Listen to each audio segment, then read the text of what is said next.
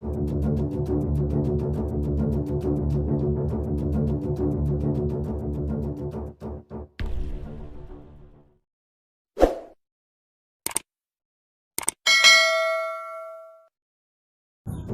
ampun, Amerika kembali jatuhkan hukuman bagi Cina.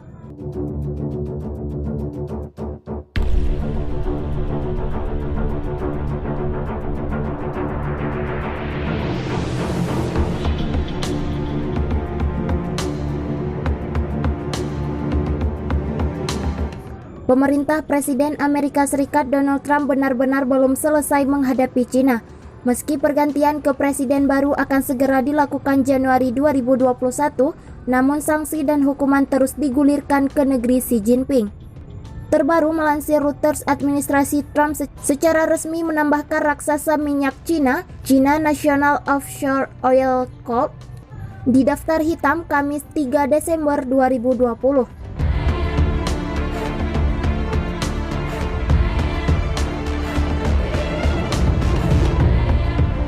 Artinya, investor Amerika Serikat akan haram menanamkan uangnya di perusahaan migas terbesar ketiga Cina itu. Bersama CNOOC, ada 3 perusahaan lain yang dikenai sanksi, yakni Semiconductor Manufacturing International Corp, China Construction Technology Co Ltd, dan China International Engineering Consulting Corp. CNOOC dianggap di-backing oleh militer China PLA. Padahal tercatat di bursa Hong Kong, investor Amerika Serikat memegang 16,5% saham perusahaan ini.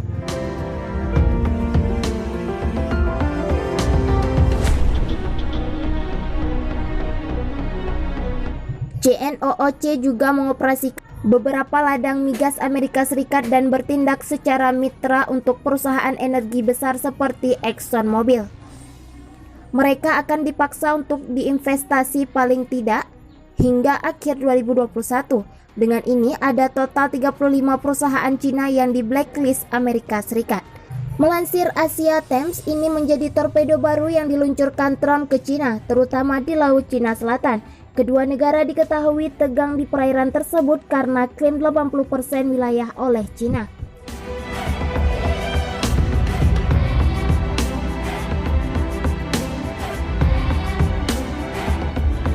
CNOOC kemungkinan menjadi sasaran karena keterlibatannya dalam kegiatan eksplorasi energi Cina di perairan LCS yang diperebutkan Cina dan sekutu Amerika Serikat seperti Filipina.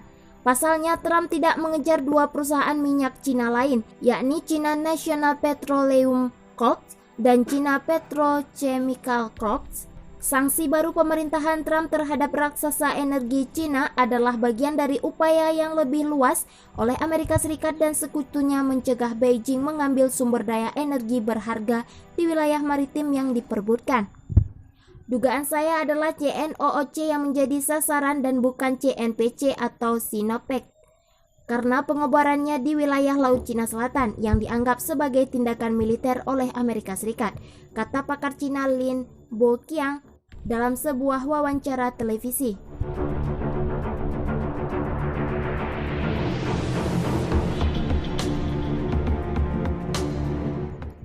Dalam beberapa tahun terakhir, CNOOC telah terlibat dalam negosiasi kontroversial vis-a-vis dengan Filipina.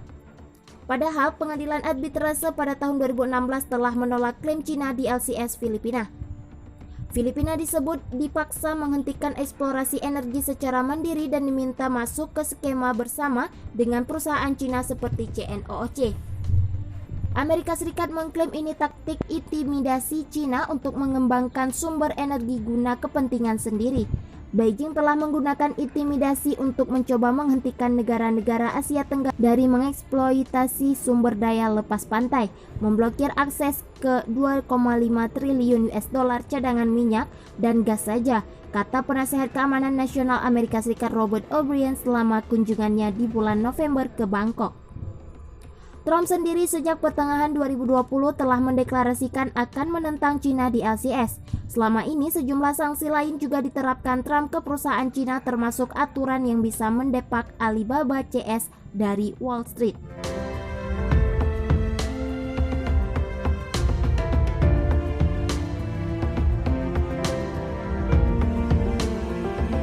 Amerika dan Tiongkok tabuh genderang perang di Laut Cina Selatan.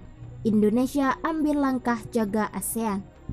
Kabar mengejutkan datang dari dua negara yang disebut sebagai pemilik kekuatan militer terbesar di dunia, Amerika Serikat dan Cina.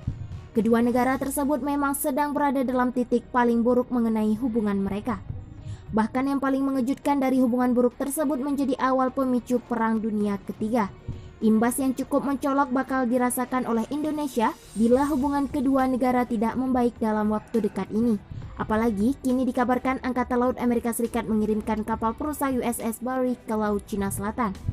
Hal itu sebagai respon dari Pentagon atas langkah yang diambil Cina dengan meluncurkan kapal induk mereka Shandong.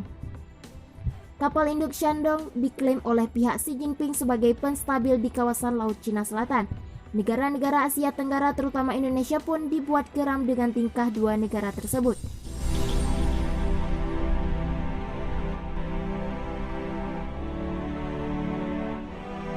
Sebab perseteruan dua negara itu berada sangat dekat dengan wilayah mereka. Peneliti di Center for Strategic and International Studies, Gilang Kembara mengungkapkan bahwa langkah kedua negara sangat mengancam keberadaan negara-negara ASEAN. Ditambah lagi bila perang benar terjadi di kawasan itu, maka justru membuat keamanan wilayah semakin memburuk dan bisa berimbas besar bagi Indonesia. Amerika Serikat pun mengklaim tindakan yang diambil adalah langkah pengamanan bagi negara ASEAN atas tindakan pencurian ikan di kawasan Laut Cina Selatan yang semakin meningkat. Dengan dalih Amerika Serikat berencana membuat perjanjian dengan Indonesia, namun hal itu pun bisa dibantah langsung oleh Gilang dan ia bisa menerangkan sikap Indonesia atas apa yang dilakukan oleh Amerika Serikat.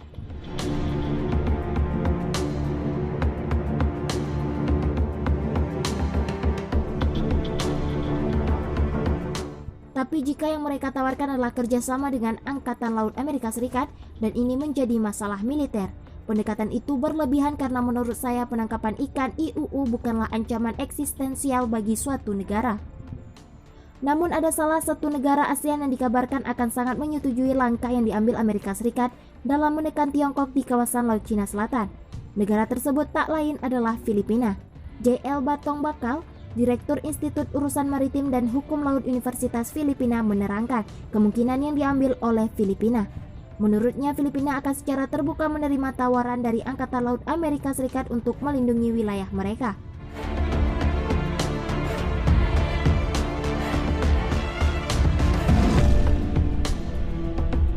Tapi jika yang mereka tawarkan adalah kerjasama dengan Angkatan Laut Amerika Serikat dan ini menjadi masalah militer, pendekatan itu berlebihan karena menurut saya penangkapan ikan IUU bukanlah ancaman eksistensial bagi suatu negara. Menarik untuk ditunggu bagaimana respon resmi pemerintah Indonesia atas perseteruan Amerika Serikat dengan Cina yang disebut sebagai pintu pembuka Perang Dunia Ketiga ini.